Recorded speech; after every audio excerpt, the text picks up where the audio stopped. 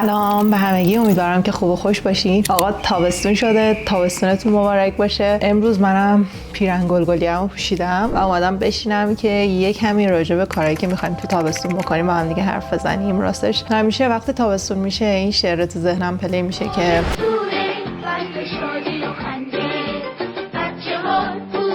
از اینا که بگذاریم، من همیشه تابستونا یه حس و حالی از این کلاسای تابستونی و طراحی و این چیزا برام داشت و هنوزم با اینکه برای من دیگه تابستون و زمستون و اینا فرقی نمیکنه، تابستونا که میشه دلم میخواد یه برنامه‌ریزی براش داشته باشم.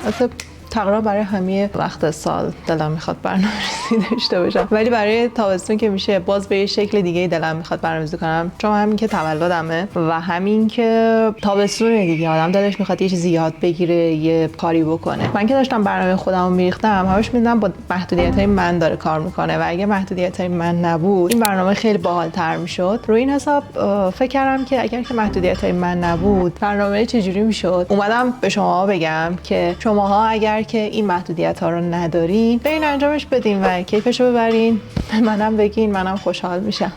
لازمه اصلی تابستون این برنامه 4 یا 5 تا دسته اصلیه و هر کدومش داره یه بعدی رو نشونه میگیره و قطعاً بهمون کمک میکنه که تابستون پروداکتیو تر و سرشار از لذتی داشته باشیم و لذت خیلی مهمه. یعنی اگر این لذت نباشه هیچ پروداکتیویتی، هیچ کاری واقعا به نظر من ارزش نداره، مگر اینکه به خاطر پول باشه، اون فرق میکنه. بریم سر دسته اول، یعنی یاد گرفتن یه مهارت جدید. اولین مهارت زبان جدیده که اگر که زبان انگلیسی میخونین به شکل جدیدتری بخونینش، روشتون رو آپدیت کنین، روی اسپیکینگ مثلا سرمایه گذاری بیشتری کنین، رایتینگتون رو ببرین بالا. اگر که دم آیلتس و این چیزا هستین که اوکی این برنامه مال شما نیست، ولی اگر آدمی هستین که به شکل عام زبان میخونه، میتونین دوره‌های اسپیکینگ رو شرکت کنین، میتونین توی رایتینگ پیش برین، میتونین یه سری فیلم ببینین و مکالمه‌تون رو باهاش تقویت بکنین. خود من فن یه دونه از اینا حتما یاد گرفتن زبان و پیشرفت زبان یکی از اهدافمه، چون بعد از آیلتس واقعا زبانو یه کمی گذاشتم کنار که حس میکنم داره همه چیزی یادم میره. مهارت بعدی مهارت عکاسیه. دیگه هممون میدونیم تو این عصر تکنولوژی و سوشال مدیا و این چیزا عکاسی کردن، شناختن کادر، شناختن نور چقدر میتونه کمک کنه که پرسونال بلاگ داشته باشی یا بتونی محصولتو پروموت کنی یا بتونی از این طریق پول در بیاری. و تابستون اگر که وقت خالی داری این دوره یک پکیج خوبیه برای اینکه عکاسی یاد بگیری. میتونی پروژه‌های مخصوص برای خودت تعریف کنی، پروژه تبلیغاتی، عکاسی از منظره و دوستا و اینا رو تعریف کنی، با یکی از دوستات قرار بذاری بریم بیرون، بریم یه کافه عکاسی کنی. در کنارش به مهارت سوم یعنی حال دادن به فضای سوشال مدیاتون کمک کنید. میتونین عکاسی برای خودش یاد بگیرین، میتونین از اون طریق مهارت گردوندن سوشال مدیا رو هم یاد بگیرین که میتونین ریلز درست کنین، میتونین عکسای اینستاگرامتون رو ادیت کنید و اینستاگرامتون رو آپدیت کنید، میتونید کار کردن توی سوشال مدیا رو امتحان کنید و با خودتون بفهمین که توی این فضا چندین. مورد بعدی شاید تدوین کردن اونقدری سخت نیست که زمانی که من قدیما میخواستم یاد بگیرم بود و باید یه برنامه کاملی رو یاد میگرفتی، ولی همینم اگر که کار کنید میتونه خیلی کمک کننده باشه. برنامه‌ای مثل کت کاپ، مثل پریمیر، یه برنامه دیگه هم داره مال اپل. یاد گرفتن اینا میتونه بهتون کمک کنه، یعنی یه جورایی میتونه رزومتون رو بوست بکنه. مهارت بعدی یه ورزش جدیده. مثلا فرض کنید مامانتون باشگاه سرکوچه ثبت نامتون کرده و میگه که پاشو برو و یه ورزش جدید امتحان کن. چرا که نه، چرا ما با خودمون این کارو نکنیم؟ میتونی ژیمناستیک بری، میتونی دو بری، میتونی یوگا بری، همش یه مهارته و چی بهتر از یه مهارت جدید یاد گرفتن. مورد بعدی آشپزی کردنه. واقعا آشپزی از اون چیزاست که نمیتونی بگی که آقا من دیگه اینو یاد گرفتم. اینقدر زیر شاخه‌ها و چیزای مختلف داره. مثلا میتونی آشپزی فیتنسی و سالم خوری رو یاد بگیری، میتونی آشپزی کردن با کیک‌ها و شیرینی‌هایی که تو فصل تابستون هست و با میوه‌های تابستونی رو یاد بگیری، میتونی نون درست کردن امتحان کنی، میتونی آشپزی ایرانی رو امتحان بکنی و همش یه مهارته. مهارت‌ها کمکت میکنه کم کم آدم بهتری بشی. دسته بعدی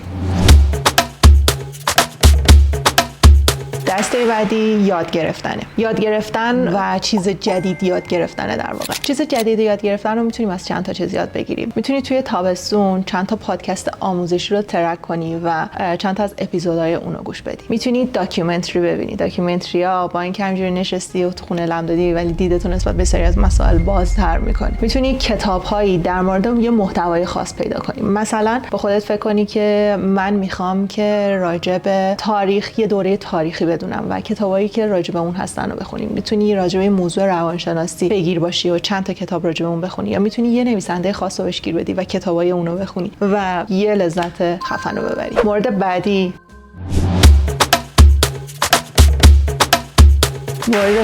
پروژه ها هستن که محتوای مورد علاقه من، یعنی عاشق اینم که یه پروژه شخصی داشته باشم تا زندگیمو از اون گرد روزمرگی خودش عوض بکنه. یعنی وقتی که روی پروژه شخصی دارم کار میکنم، بعض وقتا مثل همین ساختن همین ویدیو یا دکور کردن جایی یه حس زنده بودنی میده و پروژه های شخصی میتونه وقتی که تابستون تموم بشه بهت حس افتخار بده. چند تا مثال میزنم. مثلا میتونی یه لباس جدید بدوزی، میتونی دکور خونه رو عوض کنی، میتونی اگر که تصویرسازی و نقاشی دوست داری آماده کردن غذاهای مختلف و تصویرسازی کنی و بکشیشون. میتونی آرت جورنال کنی. آرت جورنال کردن که مینویسیم، آرت جورنال کردن میکشی، یعنی اون خاطره رو میکشی. و یا حتی میتونی پروژه لینکدین تو راه بندازی، میتونی اکانت لینکدین تو راه بندازی و توی اون بری راجع به شغل ها بخونی، راجع به شرح وظایفشون، با آدمای مختلف کانکت چی، ازشون سوالایی که تو ذهنت هست رو بپرسی. و یا میتونی بری کار پارت تایم جاب بگیری، میتونی توی کافه، توی شیرینی فروشی یه جای یه کار پارت تایم بگیری و این شکلی تابستون رو بگذرونی. دسته بعدی بریم تو دسته بعدی، رشد و توسعه فردی.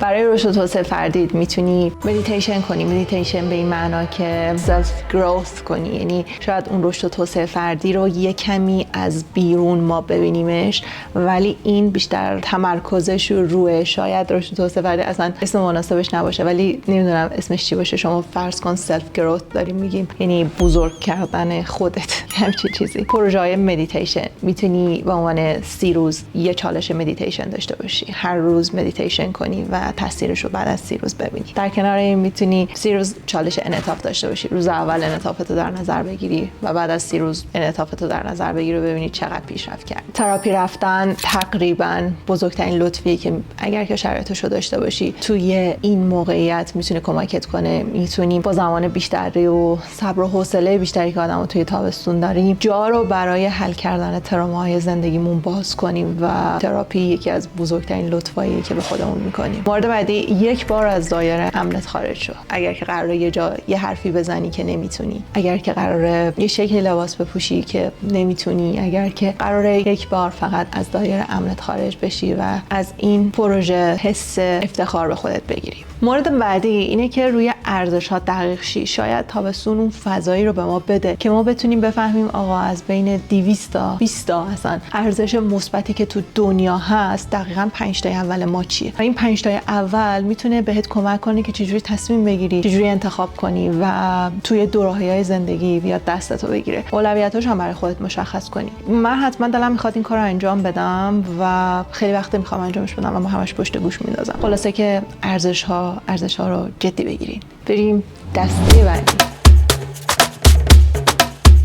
دسته بعدی استراحت کردن و لذت بردن از فضای تابستونه. یعنی این فضایی که میوه های خیلی خوشمزه هست، همه جا سبز، هوا تا ناموس گرمه و واقعا اعصاب خورد کنه بعضی از روزاش، ولی لذت بردن از گرما هم خودش یه چیزه. شاید هممون امکانش رو نداریم که بریم کنار استخر دراز بکشیم. اگر که داشتیم یه پروژه رو میتونیم تعریف کنیم که یه بار بری این کار رو بکنی، ولی اگر نداری حداقل میتونیم از نوشیدنی‌های تابستونی لذت ببریم. میتونیم سرچ کنیم نوشیدنی مختلف رو پیدا بکنیم که توی با میوه‌های تابستونی انجام میشه و بعد اونها رو درست کنیم و لذت ببریم. مورد بعدی اینه که یه چیزی رو فقط برای لذتش بخری. مثلا من همیشه وقتی که یه چیزی میخرم فکر می‌کنم این چیز چه کارایی برای من داره. مثلا خریدن تجهیزات کوهنوردی، اون قابلمه و گازش و ایناش هست، به نظر من از اون چیزاست که برای فقط لذت بردن ازش میخری چون که هست، یعنی نیازات طور دیگه هم میتونی برطرف کنی. یا مورد بعدی میتونه این نانوهایی که یه جای میبندی و از روش استراحت میکنی، یا پازل و این لگوهای سه‌بعدی، یا چیزهایی که فقط به لذت میده، هیچ کاربرد دیگه ای نداره. مورد بعدی اینه که بخوابی. همینقدر ساده برنامه خوابت رو تنظیم کنی. اگر که تعطیل هستی توی این دوره شاید برنامه خوابت به هم بریزه، ولی از من بهت نصیحت که این رو یه فرصتی بدون برای اینکه برنامه خواب و روتین خوابتو بفهمی از اون آدمایی هستی که شب زود میخوابن یا از اونایی که دیر میخوابن. و کلا مطلب راجع این موضوع خیلی هست.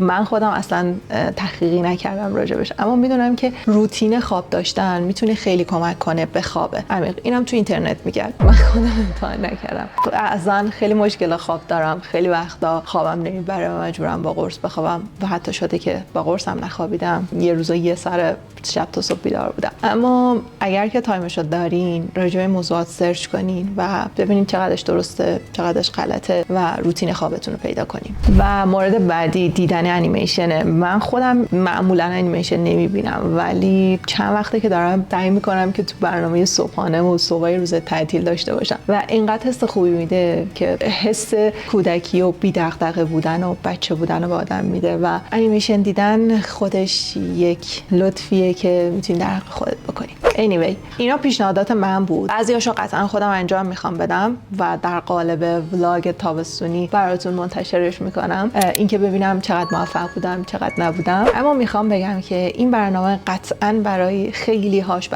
ها کار نمیکنه. اگر که حتی یه دونهش فقط یه دونهش انجام دادین، حتما بهم بگین که چیکار کردین، تو کامنت برام بنویسین و توی آخر سال بیام ببینیم که آخر تابستون بیام ببینیم که چندی ما چیکار کردیم. پلنای خود من ایناست. 2 رو امتحان میکنم و میخوام توی دویدن خوب بشم. اگر که راه داد انعطاف، چالش 30 روزه انعطافم شرکت میکنم. مورد بعدی اینه که حتما یه کتاب روانشناسی میخونم. فضای حالا میخوام دکور کنم، یه بار از دایره امنم خارج بشم و روی ارزش هام کار کنم حتما، و نوشیدنیای جدید بخورم. نمیدونم دقیقاً چی پیش میاد، امیدوارم که چیز خوبی بشه. همین، ممنون از اینکه ویدیو رو دیدین. لایک و سابسکرایب یادتون نره و مرسی که با من بودین.